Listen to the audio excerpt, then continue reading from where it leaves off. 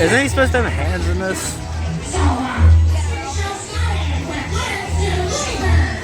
That was a pretty good little introduction there, Looney Bird. Who's our first letter from? It's from Allison Hatchet. We want computers. And she writes, Dear Looney Bird, I have a question for your trade show. It's about Peach Bear because he is my idol. My mom says he never takes a bath, and that's cool by me. Anyway, who in the low bar explosion can tell me, without looking, what the exact color of Peach Bear's eyes is? And no cheating around.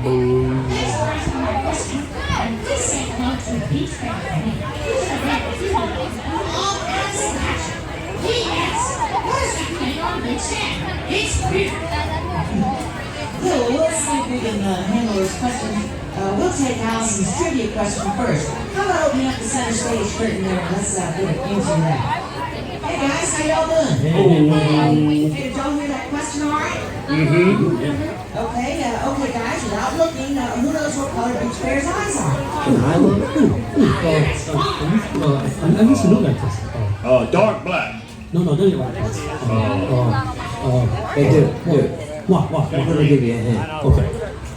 In high school, my nickname was Oh. Easy. I know it's blue! How do you know that, Missy?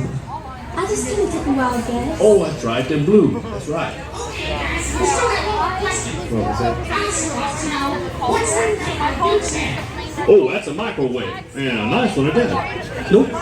It's a flower pot. Nope. It's a graduation cap? Well, tell us, what is it, Duke? What is this thing on Duke's head? Duke Peru. Well, when I was a little puppy dog, I wanted to grow up to be a space dog, so I made a space suit. And while I'm waiting to go into space, I'm gonna sit here and play drums with y'all. So that's what this thing is on my head, Duke Peru.